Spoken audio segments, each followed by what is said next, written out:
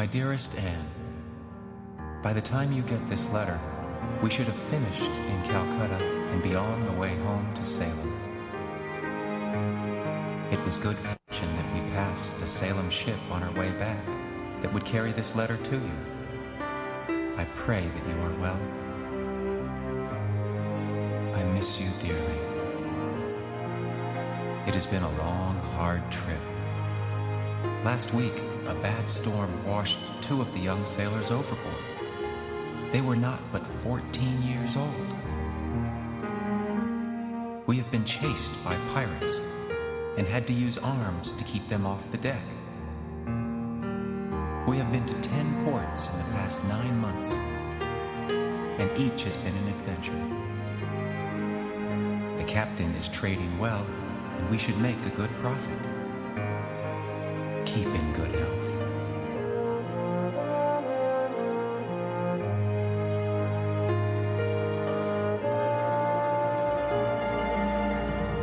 There was a time when tall-masted wooden ships, powered only by the wind and guided by the stars and the simplest of instruments, sailed from Salem Harbor to distant ports around the globe. Upon their return, Salem's daring merchant traders brought wealth and prestige to the thriving port.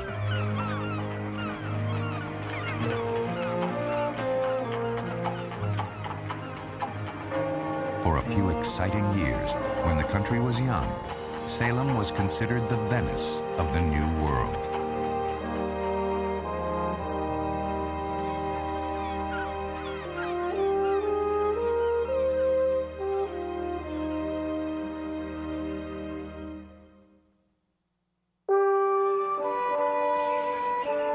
The story of maritime Salem began more than 350 years ago, in 1626, when a small group of 30 men, women, and children settled at a spot the Indians called Namkeg, the fishing place.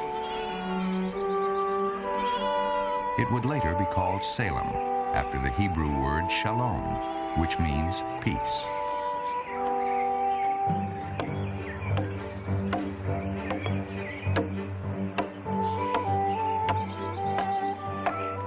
Wood for boats was plentiful, the waters close by filled with fish, and a steady stream of immigrants provided a ready market. Thank you, Mr. C. Fishing became the most profitable industry. The fish were dried on flakes, salted, and stored in barrels. Soon there was more dried fish than could be sold locally, and Salem began to expand its market. You heard where the cart will be going? Jacob says the next boat will be sailing from Maryland this Friday. They'll be loading in the morning. The fishing industry provided a livelihood for many young men in Salem. In addition to dried fish, ships from Salem would also trade wood products, such as barrel staves and shingles, with other colonies along the Atlantic coast. Sailing out onto a turbulent, uncharted ocean in small boats, Salem's adventurous merchant captains would establish a tradition of courage and financial risk-taking that would endure for more than 2.5 centuries. In the southern colonies, the captains would trade for tobacco, rice, tar, wheat, turpentine, and other items Salem needed. It wasn't long before the ships from Salem, with seasoned captains and crews, expanded their trade southward to the sugar islands of the Caribbean, the West Indies. On Barbados, Antigua, Jamaica, and other islands were immense sugarcane plantations. Thousands of slaves from Africa worked the fields, and plantation owners needed cod to help feed them. Salem ship owners traded dried cod for sugar. The sugar was refined into molasses, shipped back to Salem, and distilled into rum. Rum, in great demand on both sides of the Atlantic, made the whole venture profitable. The colonies desperately needed England's manufactured merchandise, and only through trade could they acquire goods they needed. Over the years, the success and daring of the Yankee traders from Salem made the ship owners and captains, as well as those who bought shares in the ventures, wealthy. Good day. Good day. Financial participation in Salem's merchant ventures was open to all who could afford it. Potential investors met with ship owners to discuss plans for new voyages. To Barbados. Those who bought shares would profit if the venture was successful, but also risked financial loss if the voyage was ill-fated. West Indies. And finally, home again. More and larger ships were built, new trading routes established. The town of Salem prospered. Salem's captains were an independent lot, adhering to British laws when convenient, ignoring them when greater profit could be made. To control the colonies, England passed restrictive laws and levied additional taxes. The colonies balked at British intrusion, growing more independent and contemptuous with each passing day.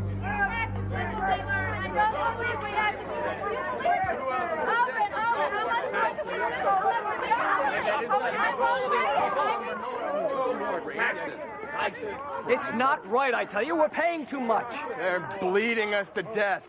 England had better stop or there'll be blood in the streets. Let's go.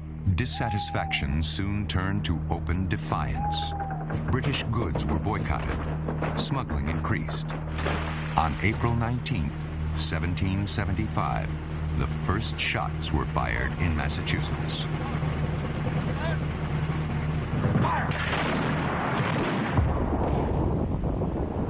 The United States Continental Congress, sorely lacking in naval power, commissioned private ships to engage the enemy. The practice was known as privateering. Salem ships were soon ready. With mounted guns, the former merchant ships went after the British with gusto. When a ship was captured, it would often be readied for battle, and with a new crew, sent out as a privateer. Captured cargo was split between the owners and the crew. For some in Salem, the war was quite profitable. John Carnes and Simon Forrester were among Salem's most prominent privateers. Capturing more tonnage than any other American port, Salem proved a constant irritation to British naval operations. Finally, in 1783, with the signing of the Treaty of Paris, the War of Independence was over. The 13 colonies were now the United States. Salem could now trade any place in the world where she could gain admittance. For the first time, she was free to sail her ships beyond the Cape of Good Hope, to the farthest ports of the rich East. The restrictions from England were no more. Elias Haskett Derby, who had great financial success privateering during the war, was poised to take advantage of the new freedom. Derby's large and swift ships, such as the Grand Turk and Astrea, were easily converted from privateers to far-ranging merchant ships. Through boldness, skill, and an uncommon spirit of enterprise, new markets were opened around the globe. Salem's merchant traders were among the first Americans to sail around the Cape of Good Hope and call at the ports of Ceylon, Sumatra, and the Philippines. Salem's prosperity was only as strong as its seamen. Once a ship left the wharf, the fate of the voyage was in the hands of a small community of sailors. Typical crew size ranged from 5 to 20, depending on the size of the vessel. Crews were made up of local men and seamen from around the world. Voyages, which could last for a year or more, were good for local commerce. The stores in Salem were filled with goods from distant ports. And how are you, Mrs. Hastings? Oh, I guess we're fine. We'll sure be glad when Mr. Hastings is home again. How long has he been away? Well, it will soon be 9 months since he sailed. 9 months. Indeed. Well, they should be back soon. Here, I want you to take a look at what the good ship Grand Turk has just brought us from India. A ship would sail from port to port, from the West Indies to Europe, to Africa, to the Orient. At each port, some of its cargo would be traded and new items acquired. Dried fish for rum, rum for hardware, hardware for tea, and so on. With each trade, the captain tried to increase the value of the ship's cargo. Success depended on a willingness to test new trade routes and a knowledge of constantly changing world markets. Experienced captains often returned to Salem, doubling and sometimes tripling the value of their cargo. A person of great responsibility aboard ship was known as the supercargo. The supercargo was the owner's representative. His job was to conduct trade in foreign ports. Salem's most famous supercargo was Nathaniel Bowditch, a self-taught mathematician, linguist, and astronomer who sailed on Derby ships. Bowditch, through meticulous calculations, completely revised the standard British navigational tables then in use. His book, The New American Practical Navigator, published in 1802, became the standard reference for navigators well into the 20th century. When a ship returned to Salem Harbor, customs officials would examine the ship's documents and inspect the cargo. They carefully measured and weighed the goods so that a value could be determined. Only after duty had been paid would the cargo be released. Being unloaded near the scale house. It looks like you had a very profitable voyage. I'm afraid the duties are rather substantial. Would you be wanting to leave some of the items in storage and pay the duty later? Yes, hold the tea here for now. Hopefully the price will go up. We will pay the duty on the Indian cloth now. But as for the rum and the molasses... The duties collected by customs accounted for the lion's share of the young nation's revenue. For a time, fully 90% of the federal budget came from customs duties. For the merchants, customs duties were just another cost of doing business. And as long as everyone paid at the same rate, there were few complaints. They were still making lots of money. At its peak, Salem had dozens of ships under sail to the Far East. In some foreign ports, there were so many ships from Salem that people thought Salem was a country. The golden age for Salem was the time between the end of the Revolutionary War and President Jefferson's embargo of 1807. Salem had become one of the most prosperous ports in America.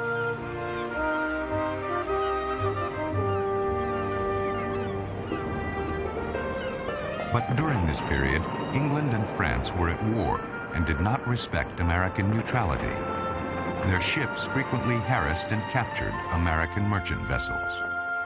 To force an end to the practice, President Thomas Jefferson ordered an embargo of all American ports in 1807. For 15 months, shipping from Salem was almost paralyzed. The War of 1812 again forced much of Salem's fleet into idleness. When the war with Britain ended, Salem's ships set sail for distant ports, but they never regained the lucrative trade they had once enjoyed. The needs of the young republic had changed. Commerce became more land-oriented, with the building of factories, railroads, and westward expansion.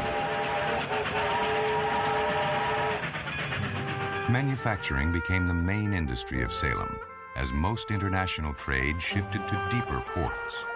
The dependence on goods from Europe was also shrinking. In 1846, President James Polk appointed Nathaniel Hawthorne surveyor of the port. From his office in the Custom House, Hawthorne witnessed the continuing decline of Salem's foreign trade. He included his observations of how unsatisfying the customs job was in his famous novel, The Scarlet Letter. Salem's foreign trade steadily shrank throughout most of the 19th century. Its ships were now mostly involved in coastal trade. There still remained a few tall-masted sailing ships that would leave Salem for distant exotic ports. But with each passing year, there were fewer.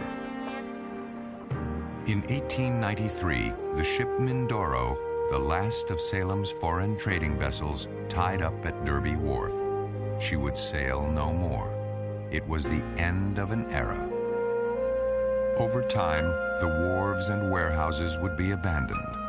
The clatter of carts, the shouts of stevedores, the pungent aroma of spice would be just a memory.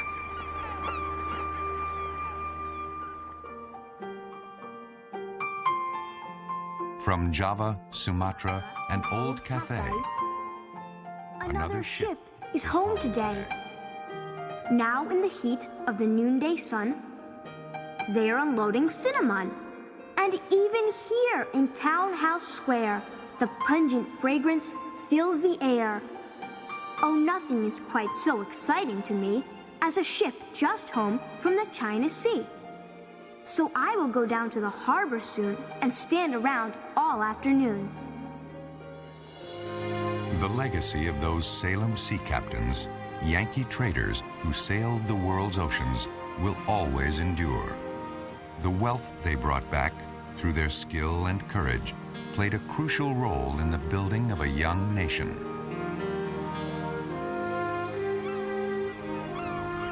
Today, pleasure boats lie at anchor in Salem Harbor, often the same place where tall-masted ships, fresh from the Orient, once anchored.